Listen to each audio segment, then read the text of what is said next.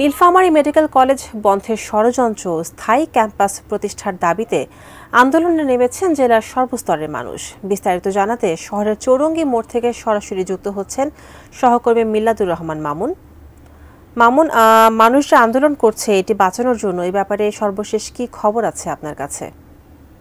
আপনাকে শুরুতে একটি বিষয় জানিয়ে রাখতে 2018 সালে নীলফামারীতে একটি মেডিকেল কলেজ প্রতিষ্ঠিত হয়, যার নামকরণ করা হয় নীলফামারী মেডিকেল কলেজ। আসলে সেই ইতিমধ্যে সেখানে 6টি ব্যাচ ভর্তি হয়েছে এবং 18 সালের যে ব্যাচ সেটি কিন্তু এখন নীলফামারী জেনারেল হাসপাতালে ইন্টার্নশিপ করছে।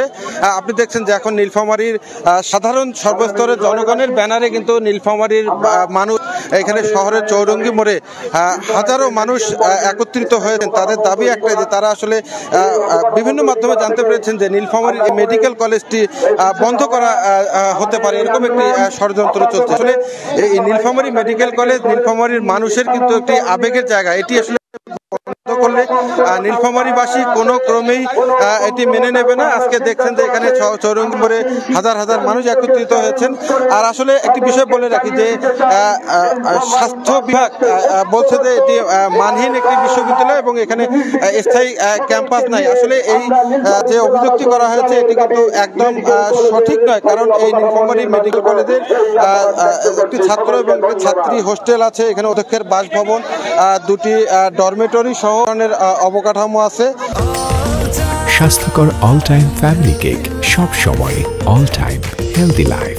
এছাড়া আরেকটি বিষয় বলে রাখি যে রাজশাহী মেডিকেল কলেজের অধিভুক্ত যে 24টি মেডিকেল কলেজ আছে সেখানের মধ্যে কিন্তু 2021-22 অর্থ বছরে যে পেশাগত পরীক্ষা হয়েছিল সেখানে কিন্তু নীলফামারী মেডিকেল কলেজে ডাকা হয়েছে এবং সেখানে কি সিদ্ধান্ত হতে পারে।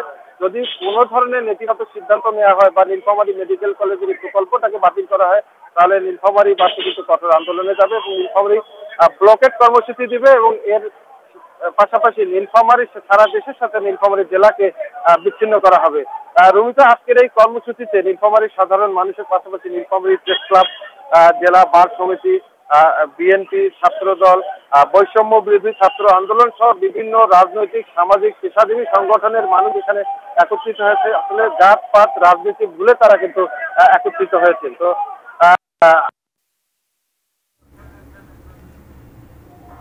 নীলফামারীর আবেগ নিয়ে তারা যেন খেলা না করে, যে প্রকল্প আছে নীলফামারী মেডিকেল কলেজ তার জন্য স্থায়ী অবকাঠামো করে এটিকে পাকাপোক্ত করা হয়। যদি বাতিলের মতো কোনো সিদ্ধান্ত নেয় তাহলে নীলফামারী অচল করে দেওয়া হবে। তো